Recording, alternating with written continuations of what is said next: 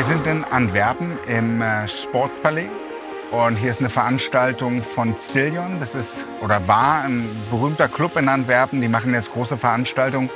Ich glaube, gestern waren 14.000, 15.000 da und heute auch noch mal.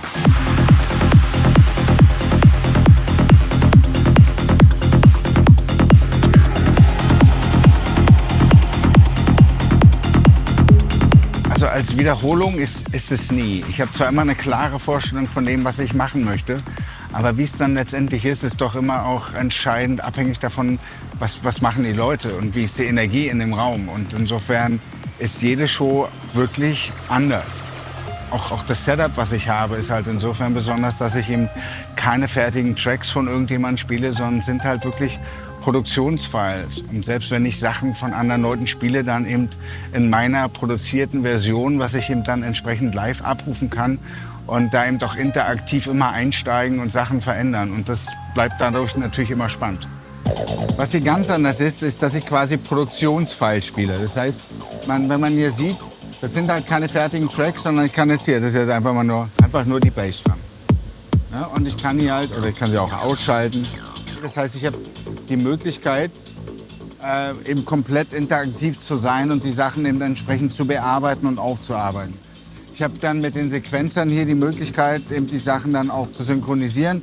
Ich habe hier Keyboards, mit denen ich eben die Möglichkeit habe, Sachen einzuspielen, die sich direkt quantisieren und loopen. Ich spiele halt unglaublich gern einfach eben auch Sachen live dazu. Irgendwie mache einfach mal so ein kleines Riff irgendwie mit einer Bassline oder sowas. Das ist halt das, was mir so Spaß macht, warum es auch eben nie langweilig wird, selbst wenn ich die 100. Show im Jahr spiele.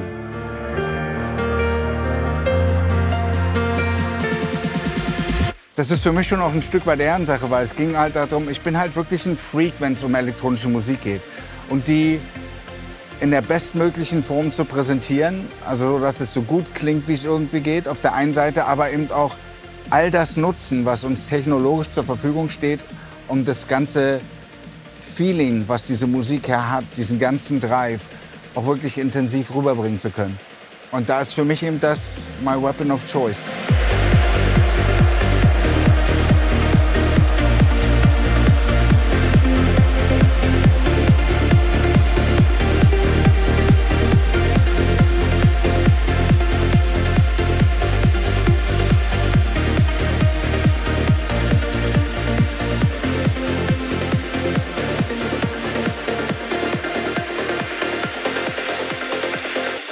Also ich bin tatsächlich vor 2 Wochen von einem Journalisten der BBC gefragt worden, wie es denn dazu kam, dass dann so mit Fallen Angel irgendwie ein großer kommerzieller Erfolg und so weiter. Und das so, ich habe eigentlich nichts anderes gemacht. Ich habe genau meine Musik so produziert, wie ich der Meinung bin, dass sie sein soll. Und wenn andere Leute es mögen, umso besser. Und ich hatte in dem Fall eben auch das große Glück, dass eben Radiomoderatoren wie ein Pete Tong von der BBC oder großartige Journalisten wie Dom Phillips meine Musik quasi gefunden haben. So kam das. Aber ich habe es nie wirklich drauf angelegt.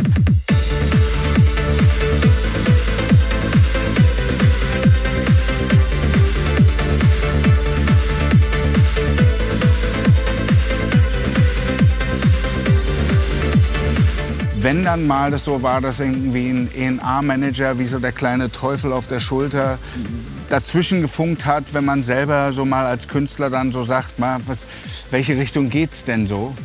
Dann war es meistens nicht gut. Und die 2, 3 Tracks, die ich in diese Richtung produziert habe, die kenne ich auch sehr genau. Und auf die bin ich auch nicht unbedingt stolz. Aber so grundsätzlich habe ich eigentlich immer das gemacht, was ich wollte.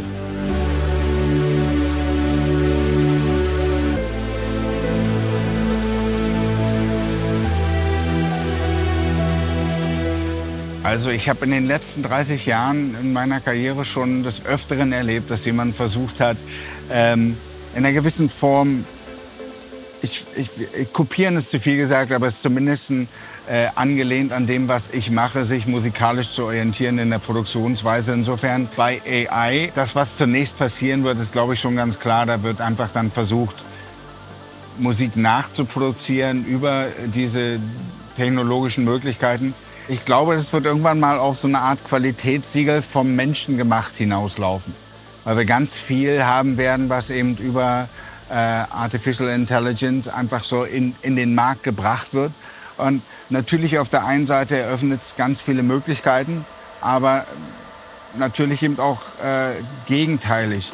Wir sind an so einem Scheideweg und viele der großen Tech-Companies haben ja nicht umsonst auch gemeinsam in so gewisse Schutzmechanismen investiert. Und ich glaube, wir werden uns da alle auch noch selber hinterfragen müssen. Weil wenn dann plötzlich das eigene Gesicht irgendwas erzählt, was man selber nie sagen würde, auch sich vielleicht politisch positioniert in irgendeiner Form, dann wird es problematisch. Vor allen Dingen, wenn es dann in der Tat irgendwo so ein Computerchip war, auf dem das generiert worden ist, dann ist ja die Frage, wer ist dafür rechtlich verantwortlich. Das heißt, da kommen noch ganz, ganz viele Sachen auf uns zu.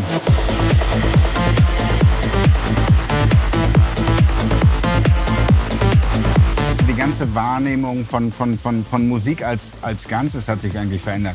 Also gerade jetzt spezifisch zur elektronischen Musik ist halt als eine kleine musikalische Subkultur entstanden, dann eine große musikalische Jugendkultur geworden. Und mittlerweile ist es halt eher so eine Lifestyle-Kultur. Also man hat auch durch die Pandemie, muss man sagen, feststellen müssen, dass viel von der Clubkultur verloren gegangen ist und viel Richtungen Festivals, Happening, Camping, all diese Sachen. Das hat sich schon enorm verändert, was ich etwas schade finde, weil eben gerade in Clubs sind ja neue Sachen entstanden. So, die Festivals sind ja eigentlich immer nur so quasi die Replikation von dem, was in der Clubkultur vorher dann irgendwo gewachsen ist. Das haben wir gerade nicht und ich hoffe, dass es dazu wieder kommt.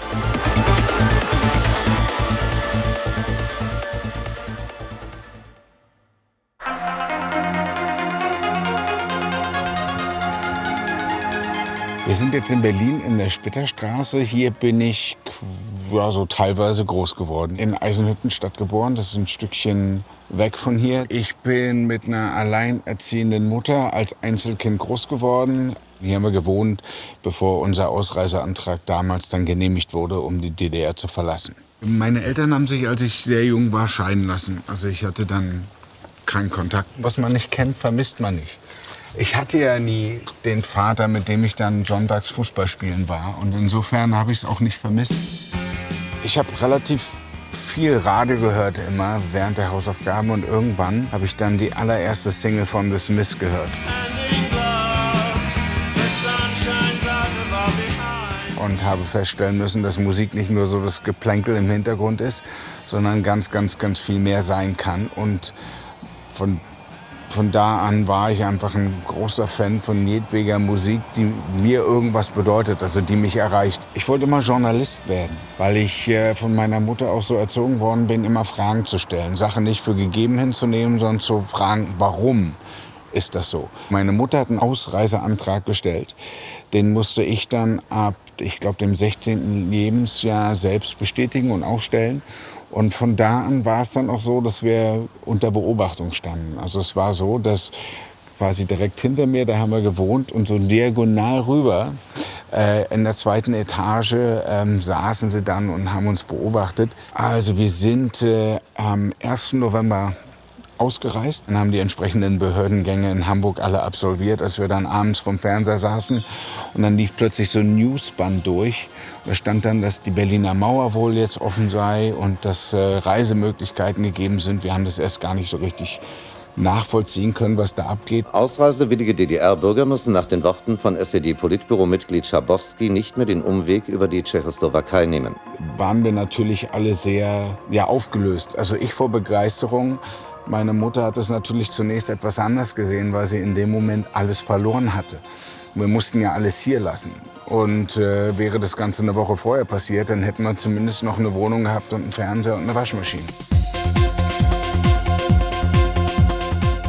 Das war meine Schule in Ostberlin. Also was die schulischen Leistungen betrifft, war ich eigentlich recht gut. Ich hatte das große Glück, ich hatte 2 fantastische Lehrer, die auch unterstützt haben, dass ich viele Fragen gestellt habe. Und die mir dann auch sicherlich das ein oder andere Mal den Rücken freigehalten haben, wenn der Parteifuzzi der Schule es mal wieder darauf abgesehen hatte, irgendwas mit mir anstellen zu müssen. Es gab Vorladungen meiner Mutter, wo dann ein Stasi-Offizier mit in der Runde war, wo dann Fragen nach der Gesinnung, nach ihrer also wie sie mich erzieht, gestellt worden sind. Also es war nicht immer ganz einfach. Im Anschluss danach habe ich eine Ausbildung gemacht zum Facharbeiter für Nachrichtentechnik. Diese habe ich allerdings nicht beendet, weil dann der Ausreiseantrag aus der DDR genehmigt worden ist. Wir sind dann nach Hamburg gezogen und ich bin dann relativ schnell wieder zurück nach Berlin und habe dann in West-Berlin eine Ausbildung angefangen zum Tischler.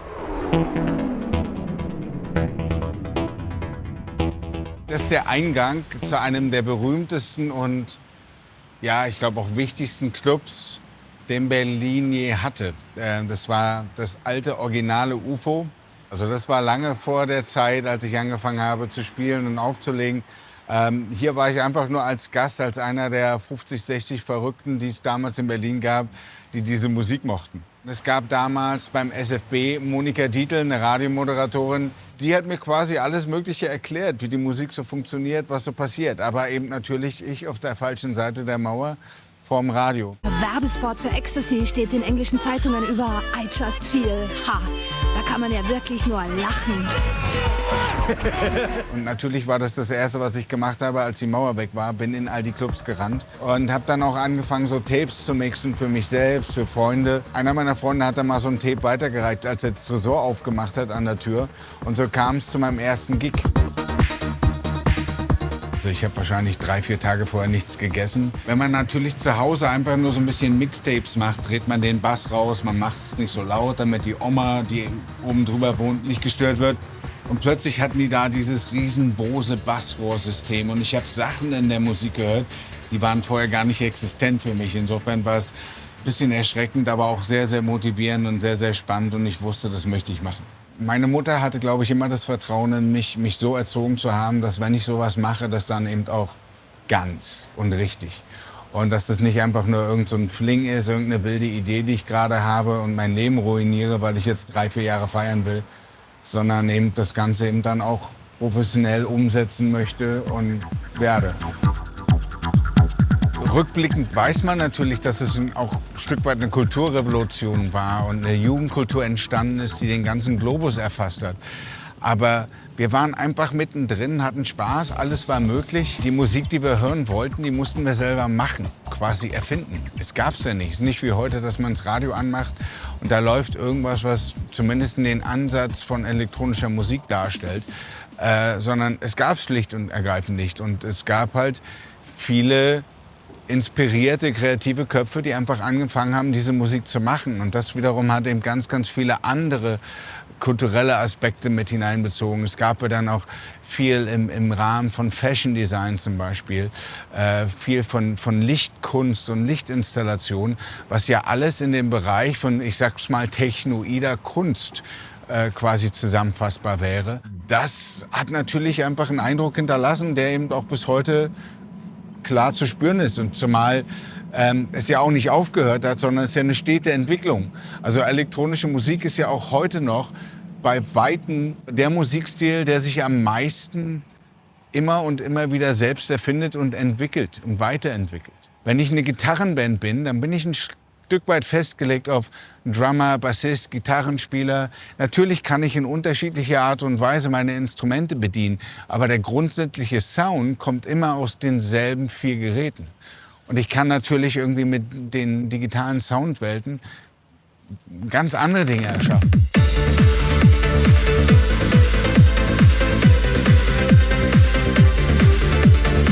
Also Fallen Angel, was für viele Leute sicherlich einer der bekanntesten Tracks von mir ist, der kam ursprünglich auf dem 45 RPM Album 1994 raus, war da letztendlich einfach nur ein Track auf dem Album, den viele Leute gemocht haben. Und als dann die britische Plattenfirma auf die Idee kam, das Ding als Single rauszubringen, 1998, das ist da also der Zeitpunkt, wo es dann quasi mit dem Track durch die Decke ging.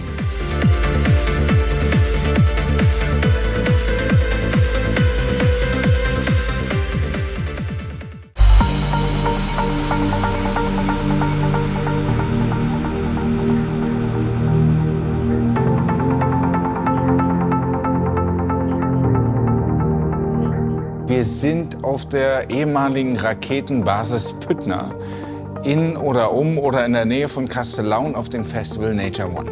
Viele, viele, viele Male war ich hier schon. Und ansonsten bin ich so gut vorbereitet, wie es irgendwie geht. Das heißt, wenn irgendwas daneben geht, dann eigentlich eher außerhalb meiner Einflusssphäre.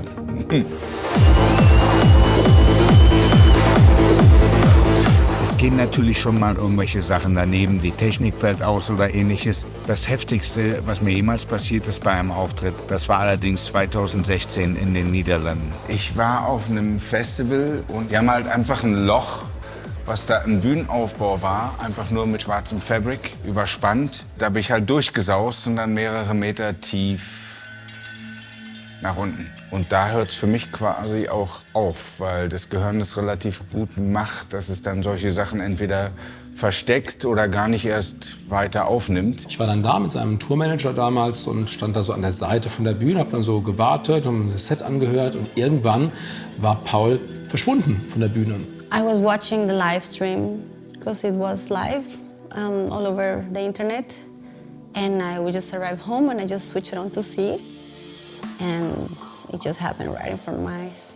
Ich weiß noch, da habe ich so die von unserer Seite, also vom Backstage-Bereich, so diese Verkleidung hochgehalten und da müsst ihr euch vorstellen, da ist dann so die ganze Verstrebung dann so da von dem Bühnenaufbau. Ich weiß nicht, wie viele Meter hoch das ist, aber ich würde jetzt mal tippen 6, 7 Meter, sowas in der Richtung.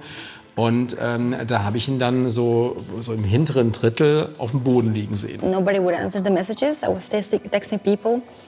And in the live stream, in the webpage, there was like a live chat and people started to post things and nobody would just give an answer, nobody would say anything. Und dann bin ich da durchgekrabbelt und bis dann zu ihm hin und dann ich konnte dann auch aufgrund der Musik nicht hören, ob er noch atmet. Also ich konnte da gar nichts irgendwie erkennen. Ich konnte nur Blut sehen und habe dann nur gerufen, also geschrien nach hinten, call an ambulance, call an ambulance. Und ich habe ihn dann halt versucht, so gut wie möglich da rauszuziehen, was natürlich aufgrund dieser Querverstrebung nicht ganz so easy war. Das, ja, ich kriege jetzt auch gerade Gänsehaut, das nimmt einen dann schon mit. Hatte dabei aber noch unglaubliches Glück. Also so war zum Beispiel die Veranstaltungsvenue so ziemlich direkt neben dem UMC. Das heißt, es waren gerade mal 10 Minuten, die ich da transportiert werden musste. Und dann eben, dass der Professor Bissell, die Koryphäe in den Niederlanden, in einem anderen Fall vor Ort war. He was taken by ambulance to the hospital, where we first ensure that breathing is optimal, that his circulation is optimal to prevent further damage. He had a severe head injury. He was on site comatose. Die leichteren physikalischen Sachen waren zweimal an der Wirbelsäule angebrochen und die Hüfte halt ziemlich demoliert.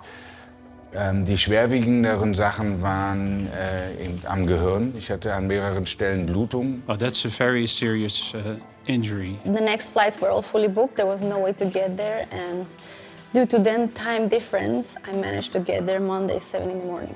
Als Margarita, meine Frau und meine Mutter im Krankenhaus ankamen, da hat der Arzt sie erstmal beiseite genommen und ihnen erstmal gesagt, dass also bei mir momentan keine Funktionen im Gehirn sind. The doctors were very clear and they said that she should just be happy that at least his vital organs were functioning. It's also an injury that is, in a sense, unpredictable for the future. So some people who have an injury like that never recover, but some people do, as we have seen with Paul. Und ich muss sagen, ohne die unglaubliche Kraft und Stärke meiner Frau wäre ich jetzt auch nicht hier. I just didn't want to believe that this was it. Ich war nur ein paar Tage im Koma. Few people resume with their full professional ability, because if you have a concussion to the brain, people may experience long-term fatigue, concentration difficulties. Ich bin dann quasi nach Deutschland gebracht worden aus dem UMC in Utrecht. Und der Dr. Javari und Professor Hesse, die haben dann einen Raum zum Beispiel abgedunkelt, haben da Stroboskope reingestellt und Lautsprecher und haben mich mit blitzendem Licht und lauten Geräuschen bombardiert, einfach um zu sehen, ob bei mir das irgendwas auslöst, weil ich ja eben, wie gesagt, diese doch recht schwerwiegenden Verletzungen am Gehirn hatte. Die wussten halt, dass ich in ein solches Environment zurückkehren werde. Das haben sie halt versucht zu simulieren, so gut wie es geht, um einfach festzustellen, ist das okay? People hate flashing lights, hate loud noises, hate busy environments. And that all of this came back to him is really a miracle. Man malt ja die schlimmsten Sachen aus, dass jemand dann vielleicht anders redet oder ganz langsam redet oder keine Ahnung was, ja, dass der Mensch sich verändert hat. Und dann sind wir in ein Restaurant gegangen in Schöneberg, dann habe ich erst mal geheult. Ja, das war ja, schön, ihn wieder zurückzuhaben. I really think he's the strongest person I've ever met in my life. Natürlich war es am Anfang so, dass ich irgendwie wütend war, frustriert und auf die Leute, die dafür verantwortlich sind, dass das passiert ist und auch gefragt, warum passiert mir sowas. Da muss ich sagen, da hat dann auch wiederum meine Frau einfach Unglaubliches geleistet, die einfach meinen Blick auf all das, was passiert ist, einfach verändert hat, indem sie einfach gesagt hat, guck mal, wir wissen, warum es passiert ist. Da waren ein paar geldgeile Arschlöcher, die haben an der Sicherheit gespart und du warst das Opfer. Wäre es dir nicht passiert, wäre wahrscheinlich der Kameramann, der hinter dir gelaufen ist, da durchgefallen. I have to say that I was looking at the internet in the months after the accident, and I was really surprised to see him performing again quite soon after the accident.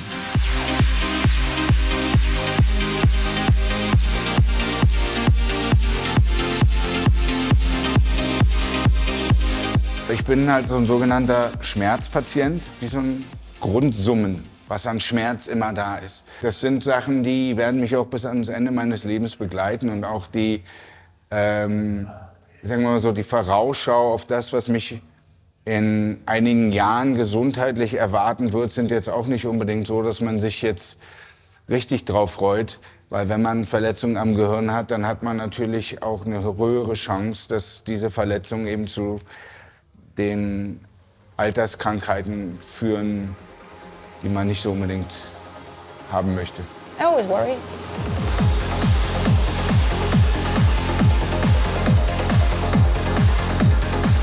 Das Problem ist ganz einfach, dass man so was Komplexes wie einen Bühnenaufbau, gerade bei einem Festival, ich kann das ja nicht überprüfen. Ich kann ja nicht selber den TÜV beauftragen, da vorher einmal durchzugehen, das alles abzuklopfen. Das wäre notwendig, um das dann wirklich auch zu machen. So, insofern sind wir natürlich schon auch darauf bedacht, zumindest die offensichtlichen Gefahrenstellen irgendwie auch zu sehen und zu kennen.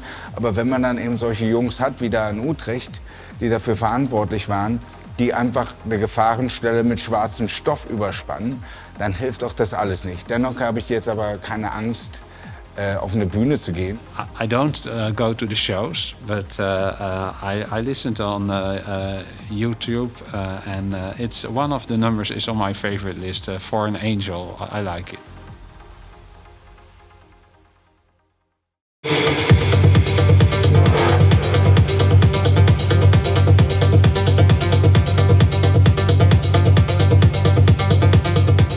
Wir sind im Studio in Berlin.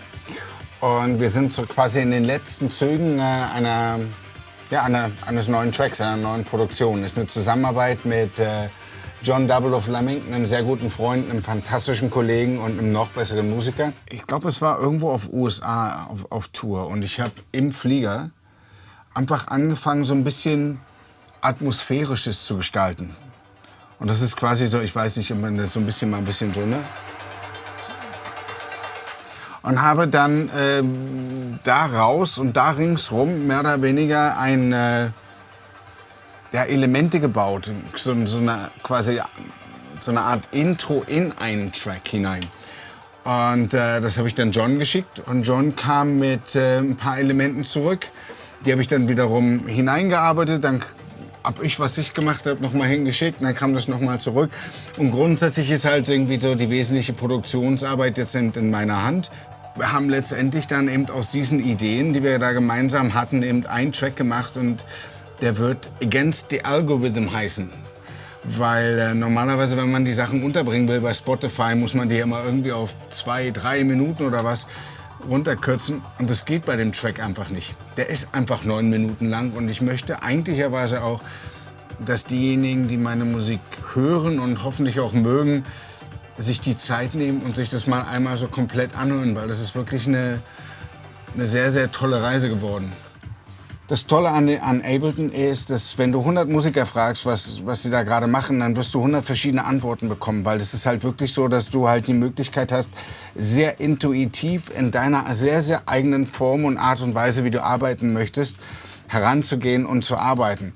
Und das ist halt das, was für mich dieses Programm einfach auch ausmacht. Dass man eben Ideen, die man hat, relativ schnell erstmal umsetzen kann und dann aber eben auch noch die Möglichkeit hat, in die Tiefe zu gehen, Sachen richtig auszuproduzieren und jedes Element in einem Track eben wirklich auch zu Gehör zu bringen, weil das ist für mich ganz wichtig, dass eben das nicht alles nur zusammengemanscht ist und irgend so ein Soundbrei, sondern dass man auch die individuellen Elemente hört. Und jedes Mal, wenn man den Track hört, hoffentlich was Neues entdeckt. Also, wenn wir jetzt hier zum Beispiel mal hinschauen, das ist jetzt einfach so, einfach nur schlicht die Bassdrum. Dann, um so eine Bassdrum noch ein bisschen spannender zu gestalten, ohne aber den Impact zu verlieren, kann man dann eben zum Beispiel solche. Also gerade im Club funktioniert das wunderbar irgendwie. So, das hat was Federndes, aber was sehr Impactvolles. Und so baut sich dann eben eins aufs andere auf. Und das, wie gesagt, das ist jetzt eben auch zum Beispiel eben eine Bassline. Das ist eigentlich eine durchgehende Sequenz, aber mit einem sogenannten Sidechain-Filter und einem Kompressor macht man quasi da, wo das was klingt, als würde es atmen, da ist der Platz für die Bassdrum. Das heißt, dass es genau ausgewogen ist, wenn man verstanden hat, wie ein Lautsprecher funktioniert. Nämlich, dass da eine Spule ist und ein Magnet und es muss physikalisch arbeiten. Dann weiß man auch, dass man diesem physikalischen Element die Möglichkeit geben muss, irgendwie zu arbeiten und zu, ich sag mal, atmen. Das heißt, da muss einfach Platz sein für die Bassdrum, die natürlich einen mitnimmt, einen schubt und so ein Bass, der eben untenrum so recht wohlig daherkommt. Das ist zum Beispiel einfach nur im Hintergrund eine Sequenz. Die einem so gar nicht auffällt. Die ist eigentlich aber, die kann man fast schon wieder einen Track draus machen.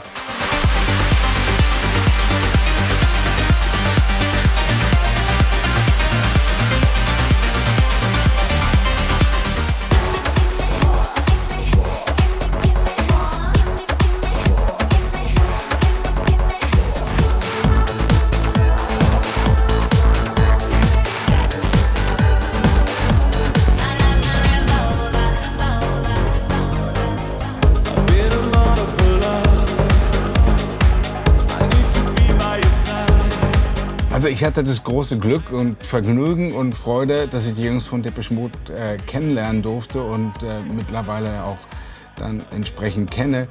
Aber wenn man jetzt den Remix macht, kriegt man im Zweifelsfall von der Plattenfirma einfach also ein paar musikalische Elemente zugeschickt, wenn man Glück hat. Meistens nur die Vocals und dann hier, mach mal. So.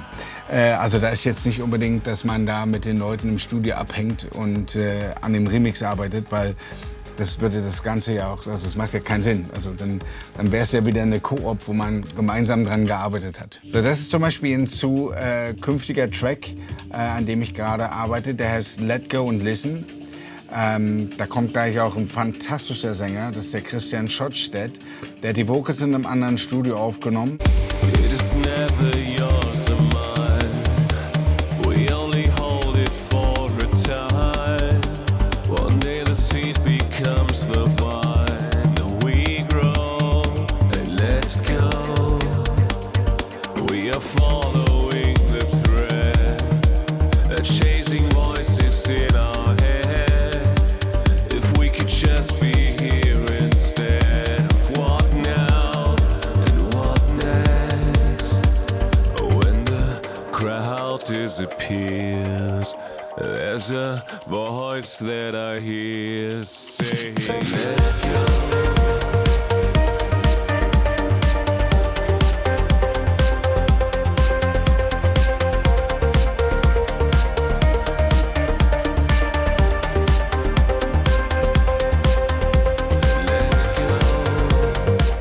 Man war auf Tour, um einen Release zu promoten, wenn man so will. Das heißt, die Platte als solches war das Werk, was man versucht hat, über die Konzerte an die Leute zu bringen. Mittlerweile ist es so, dass die Musik ein Stück weit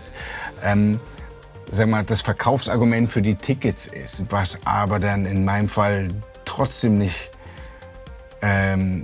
in irgendeiner Art und Weise was weggenommen hat von der Wichtigkeit, die mir Musik hat und von all dem, was ich hineintue in die Musik.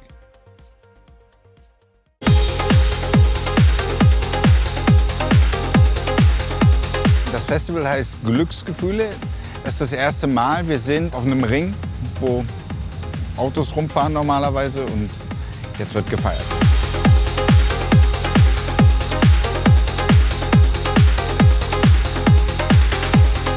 Lukas Podolski ist einer der Leute im Hintergrund dieses Festivals, wahrscheinlich auch im Vordergrund.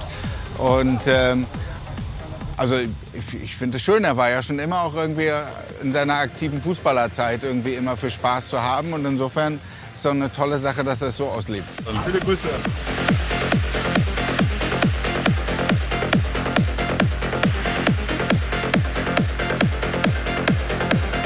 Meine Fußballaffinität ist zu einem Verein, der kommt aus Dortmund. Was auch eine tolle Sache war, während der Pandemie war ja Fußballspielen auch nicht erlaubt. Insofern das Stadion lag, wenn man so will, brach. Und wir haben ja immer unsere Sunday Sessions gemacht. Und einmal wurde ich eingeladen, das Ganze dann live aus dem Stadion zu machen. Und das war schon ziemlich beeindruckend. Ich kann das so in der Form gar nicht so darstellen, dass jetzt quasi der DJ sind die neuen Rockstars. Es gibt nach wie vor fantastische Rockbands. Ich glaube, es ist halt einfach auch ein Stück weit so eine zeitgeistige Teil der digitalen Kultur, dass gerade elektronische Musik eben eine andere Größenordnung darstellt, auch bei Festivals. Aber auf der anderen Seite gibt es halt nach wie vor Sachen wie Wacken. Es gibt nach wie vor Rock am Ring und viele, viele andere große Festivals, wo große Bands, tolle Bands eben auch nach wie vor Rockmusik spielen. Ich glaube, dass sich da einfach parallel was entwickelt hat. Nicht unbedingt ein Austausch stattgefunden hat im Sinne von, vorher war es mal Rockmusik und jetzt ist es elektronische Musik, sondern das Angebot hat sich einfach verbreitet. Ich habe viele Bands, die ich sehr, sehr schätze. Catcar zum Beispiel oder Jupiter Jones. Tatsächlich war Paul für mir schon immer ein Begriff, aber eher auf so eine Art und Weise, bei der ich nichts über ihn wusste, außer dass er eigentlich die Musik macht, mit der ich nichts am Hut habe. So, ne? Als es Niklas Müller nicht so gut ging, da habe ich über das Management versucht, ihm einfach nur ausrichten zu lassen, dass seine Musik und gerade seine Lyrics mir auch in Zeiten, wo es nicht so einfach war, unglaublich viel Kraft gegeben hat und dass er einfach ein Riesentalent ist. Und da hat mein Telefon geklingelt mit einer unbekannten Nummer. So, hallo, hier ist Paul van Dyck. Und ich bin nur so völlig überrascht. So, wer? So, Paul van Dyck, ich bin so ein Techno. Und dann habe ich ihn unterbrochen, habe ihm erklärt, dass ich sehr wohl weiß, wer er ist, aber keine Ahnung habe, warum er mich jetzt anruft. Und meinte, dass er unsere Musik und meine Texte sehr mag und dass er mich gerne mal kennenlernen würde, ob ich nicht Bock hätte, mal nach Berlin zu kommen. Wir haben uns dann getroffen und haben viel erzählt und geredet. Also ich habe danach schon 20.000 Mal darüber nachgedacht, ob wir nicht mal, und ich glaube, ich habe ihn sogar mal gefragt, ob wir nicht auch mal irgendwie musikalisch was zusammen machen sollten. Also Paul, ich bin immer noch gerne bereit und in der Lage dazu. Er ist einfach ein unglaublicher Lyriker. Schalala. Was er da schreibt, also ich habe mal gesagt, ich habe manchmal das Gefühl, da ist jemand, der schreibt Sachen auf, als hätte er mein Leben gelebt irgendwie. Ich glaube, er ist Fan. Das ist auch, es geht mir nicht leicht über die Zunge, weil ich das crazy finde. Aber warum eigentlich auch nicht, ne? Aber ich glaube, der ist einfach echt Fan und hatte Bock. Und er hat ziemlich viel erzählt, weil ich, glaube ich, aber auch ziemlich viel wissen wollte, so über sein Leben und über diesen Entwurf, den er da vom Leben hat, der halt auch so weit von meinem entfernt ist. Ne? Also das ist ja ganz viel mit Weltenbummelei verbunden und mit irgendwie gar keine so richtig hundertprozentig feste Base, sondern mal in L.A., mal in Berlin und die restliche Zeit sonst überall auf der Welt. Also ich weiß bei Paul, dass es Jahre gab, in denen er mehr Zeit in der Luft als auf dem Boden verbracht hat. Ich wäre gestorben. Also erstmal vor Heimweh und zweitens vor Flugangst. Also es wäre halt eigentlich gar nicht klar gegangen. Das sind glaube ich, Menschen mit einer unfassbaren Gefolgschaft, wenn man das so nennen will. Ne? Man guckt dir die ganzen Social-Media-Profile an. Ne? Wenn dann Menschen irgendwie, 63 Millionen Follower haben, dann natürlich sind das sind wahrscheinlich zahlenmäßig größere Rockstars, als die meisten Rockstars es jemals waren. Es fühlt sich für mich unwirklich an und ich raff's ganz oft nicht, warum die damit so erfolgreich sind, weil es einfach nicht meine Musik ist. Aber es scheint ja Menschen zu geben, die das brauchen. Und dann kann ich da sehr, sehr gut mit leben. Besser als mit generischem Deutschpop. Also ich habe schon auch eine sehr große Affinität zur deutschen Musikszene Szene zu teilen zumindest. Ich fand es war eine schöne Idee, Paul eine kleine Überraschung zu machen, indem ich mit ein paar Freunden hier in Münster den Song Time of Our Lives aufnehme. Das ist ein Song, den hatte Paul vor, ich glaube, mittlerweile 20 Jahren oder so mit der Band Vega vor. Mal ganz davon abgesehen, dass das wahrscheinlich der Song ist, der auch meinem musikalischen Kosmos am nächsten steht, ist es tatsächlich auch einfach ein Hit. Und ich hoffe, er freut sich drüber. Ich bin mal sehr gespannt, was passiert. Also, jemand hat eine Überraschung für mich vorbereitet. Und die ist hier.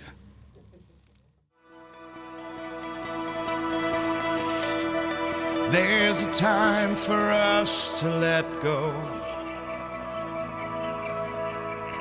and there's a time for holding on, a time to speak, a time to listen. And there's a time for us to grow.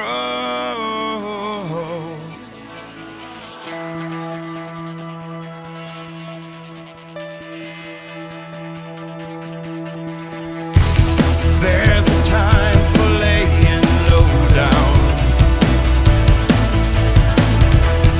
There's a time for getting high. A time for peace, a time for fighting. A time to live, a time to die.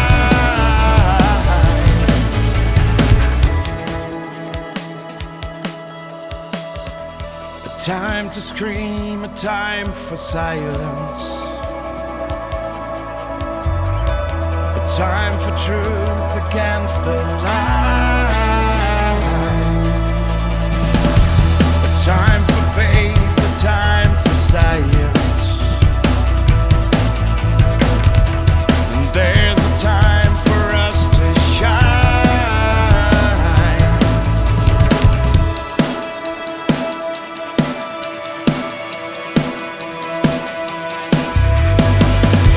There is a time for mixed believing. There's a time to understand. A time for hurt, a time for healing. A time to run and to make a stand. Oh, this is the time of our lives. Oh, this is the time of our lives. Oh, this is the time of our lives. Oh, this is the time of our lives. Wow. Das ist awesome. Eine Interpretation von etwas, was ich gemacht habe, von ihm zu hören. Und auch die Tatsache, dass er sich überhaupt die Zeit genommen hat, das zu machen. Das ist so großartig. Ich bin so ein bisschen, hab so ein bisschen close. Nee, es ist, wow.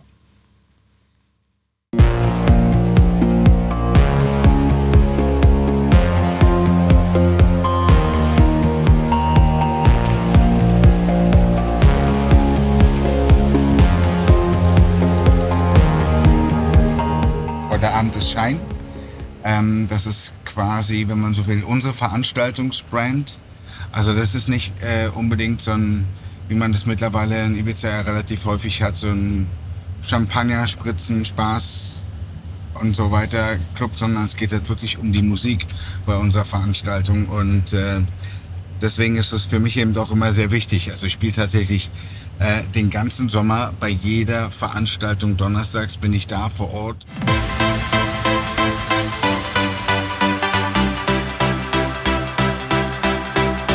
Wir haben gerade eine relativ heftige Woche hinter uns mit ziemlich viel Arbeit, deswegen waren wir ein bisschen kaputt, aber heute Morgen aufstehen, so gegen 7:30 Uhr, dann erstmal eine Runde mit dem Hund und dann sind wir um 11 zum Flughafen.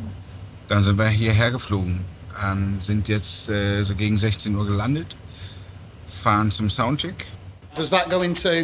Yeah, I don't know. We always had the one too much. So Does this one go in here? Like that. It's all disassembled. So I need to just put it together. Just it's fine. Ansonsten geht's dann normalerweise für mich ins Hotel zum irgendwas kurz essen, meistens Room Service und dann schlafen vor der Veranstaltung. Sag mal so, ich bin da schon insofern ganz gut trainiert, weil ich das halt Minimum die letzten 2 Jahrzehnte so mache.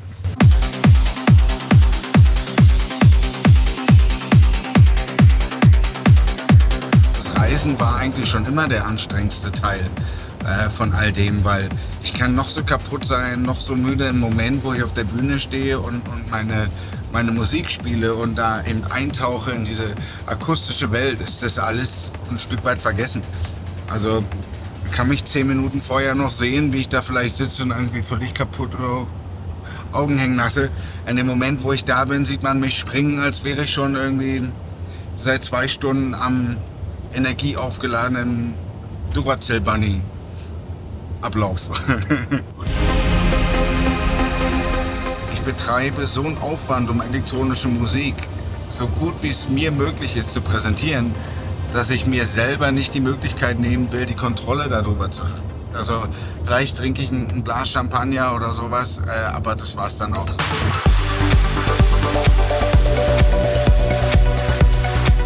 Also meine dann so eher touristischen Erlebnisse, die sind dann schon eher, dass man eben wirklich sagt, okay, ich habe jetzt 2 Wochen frei, lass uns irgendwo hinfahren.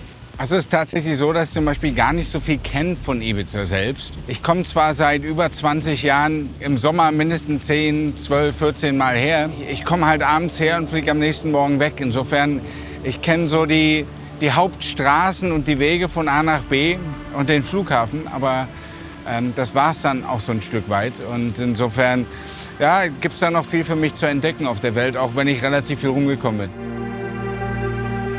Unglaublich faszinierend war zum Beispiel Kambodscha und Vietnam. Einfach auch schon, ich meine, wer einmal in Angkor Wat war und dann so Städten gesehen hat wie Angkor Thom, das ist schon was ganz Besonderes. Also das vergisst man noch nicht. Ich bin kein Strandsitzer. Ich finde auch am Pool rumsitzen, also fände ich total unentspannt tatsächlich.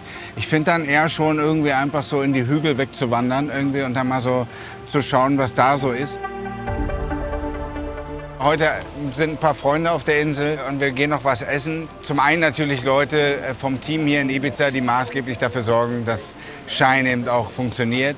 Dann sind Freunde aus Berlin, der Erik vom A7 und seine Frau. Ich werde mich dann irgendwann verabschieden, ausklinken, noch mal ein bisschen ausruhen für 2 Stunden, bevor es losgeht. Also wenn man da so rüberschaut, sieht man so ein pyramidenähnliches Gebäude, direkt links davon.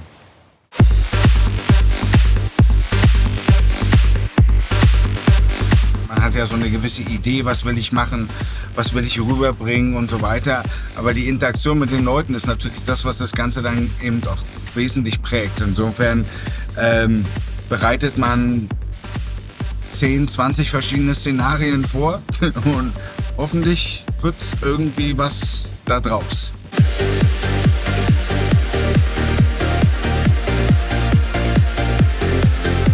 Also ich gehe jetzt nicht so ganz besonders viel in Clubs feiern oder so, weil ich natürlich meistens ja selber sowieso unterwegs bin und gar nicht zu Hause. Und wenn zu Hause, dann ist schon irgendwie auch ein bisschen cooler, einfach sich mit Freunden zum Essen zu treffen oder sowas, als sich dann die Nacht um die Ohren zu schlagen.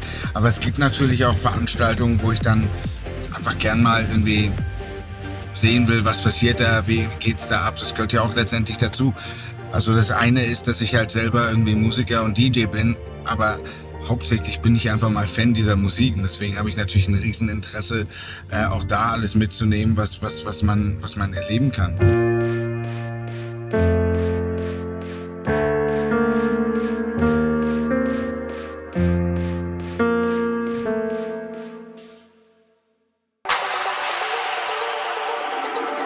Das Gericht ist quasi, wenn man so will, eine Erfindung meiner Mutter, wenn man so will. Ist so eine Form von Gulasch quasi. Und es war ja so, ich bin ja in der DDR groß geworden und da gab es ja nie alles. Also wenn es dann mal Paprikaschoten gab, dann gab es mit Sicherheit kein gehacktes, um gegebenenfalls gefüllte Paprikaschoten zu machen. Also musste man immer dann, wenn mal irgendwie was so zusammen war, irgendwas zusammen erfinden. Und so gab es dann eben dieses Gericht. Und tatsächlich habe ich das immer so gemocht, dass ich irgendwann mal mir angeeignet habe, wie man das so zumindest in rudimentär, es wird nie so toll sein, wie das, was meine Mutter da so treibt, aber es ist auf jeden Fall ein sehr leckeres, essbares Gericht. Ja, das wird sich zeigen dann nachher. Das ist Chris. Ich hätte fast gesagt, seines Zeichens der Bäcker, aber ist er nicht. Also es ist Chris Becker.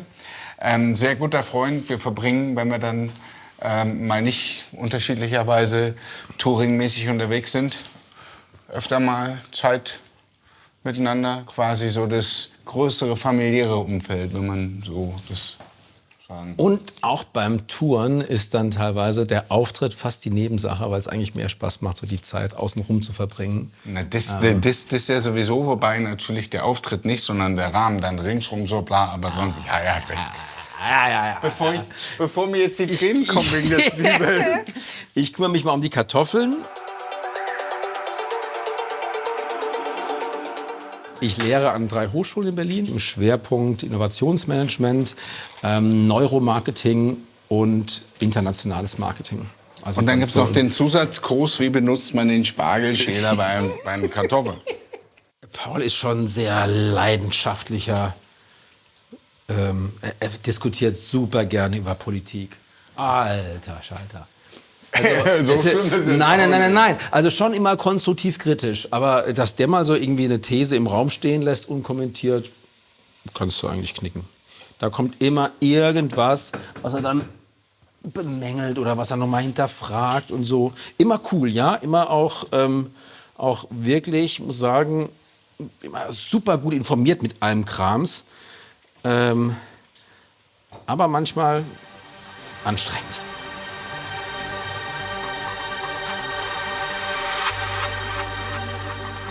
Ich habe zum Beispiel sowohl Margarete als meiner Mutter versprochen, mich aus diversen Themen, die da auch politisch auch bei Social Media diskutiert werden, rauszuhalten.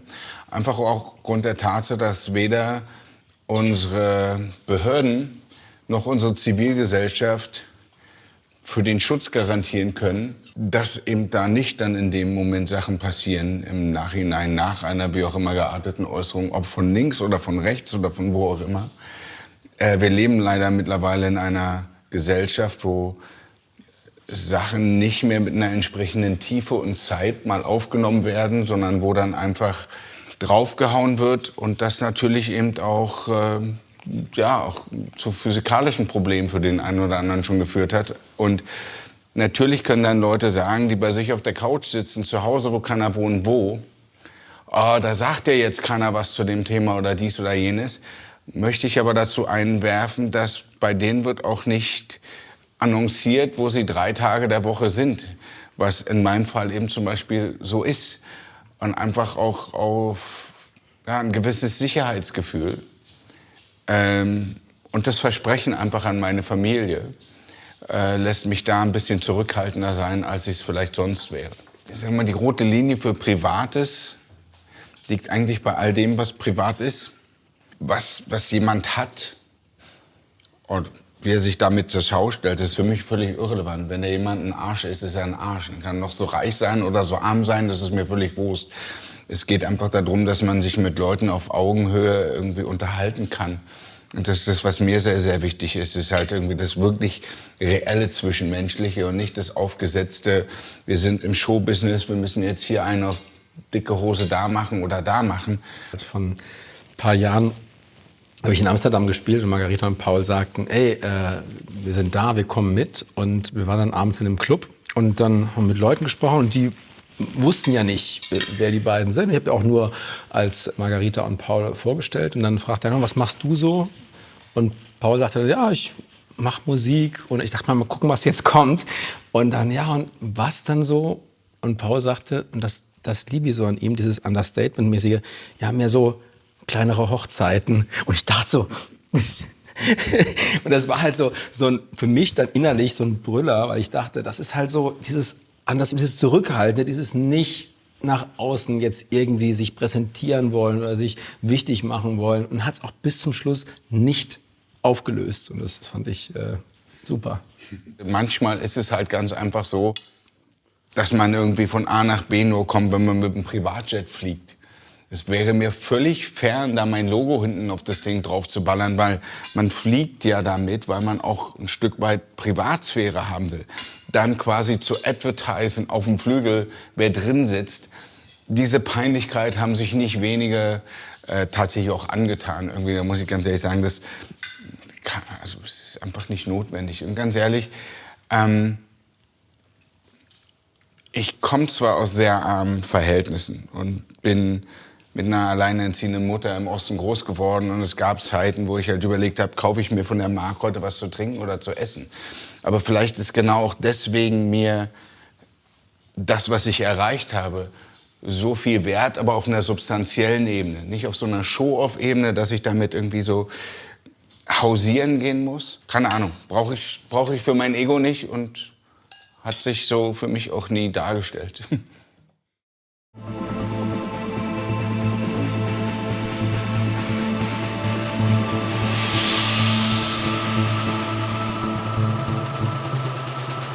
Wir sind in einem Studio und proben für morgen einmal alles durch, damit wir uns alle noch ein bisschen besser fühlen bei dem, was wir da vorhaben.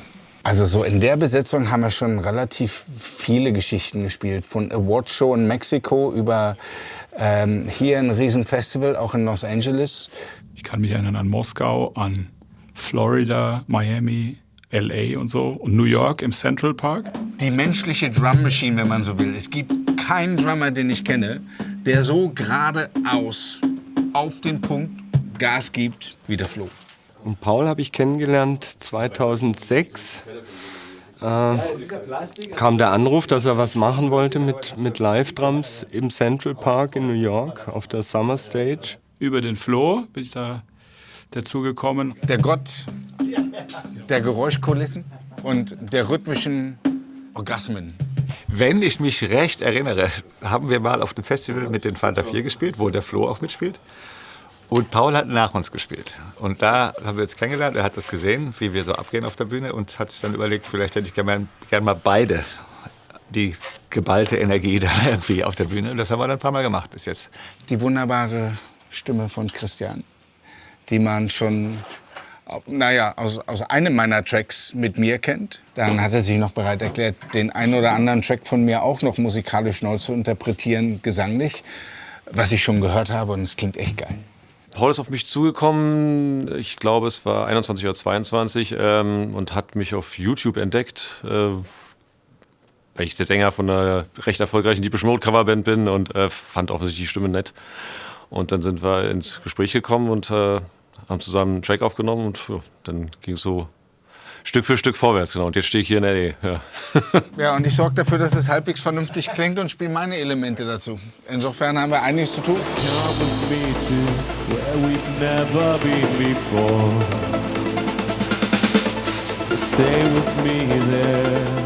Ich bin ja aus einer Musikerfamilie. Mein Vater war ein sehr bekannter Jazzpianist, Wolfgang Dauner, und ich bin mit Musik groß geworden, unabhängig vom Genre. Ja. Mein Vater der hat ganz viel verschiedene Sachen gemacht. Also ich bin aufgewachsen ohne ein Schubladendenken, was Stilistiken angeht. Ja.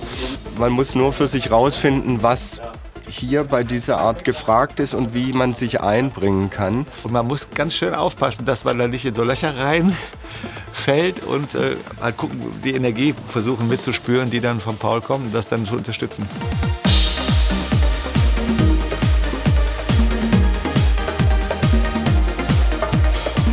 Herausfordernd, aber hat eigentlich soweit doch alles funktioniert. Und werde heute Nacht noch mal irgendwie das alles mitnehmen ins Hotelzimmer, um noch so 2, 3 Sachen zu programmieren, dass sie ein bisschen noch klarer dann durchkommen, und dann sind wir gut gerüstet für morgen.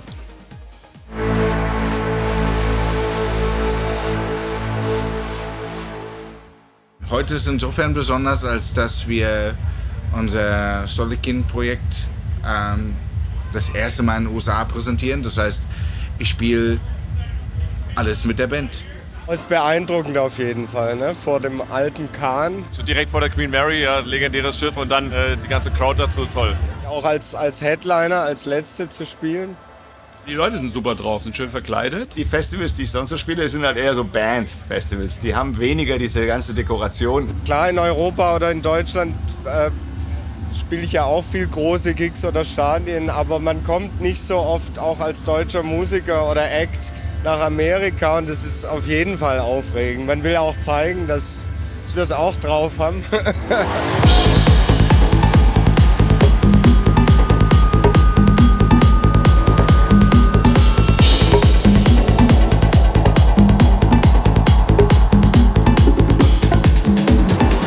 Am Anfang war der DJ der Freak in der Ecke.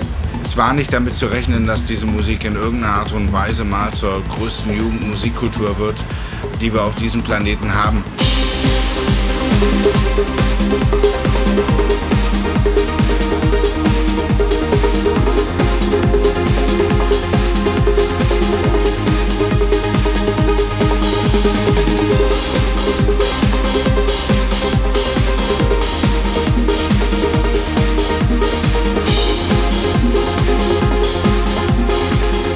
Viele fantastische Künstler, die auch immer wieder nachwachsen, die immer wieder tolle, fantastische Produktionen abliefern, dass ich immer noch der festen Überzeugung bin, es ist die progressivste, geilste Form der Musik, die wir haben.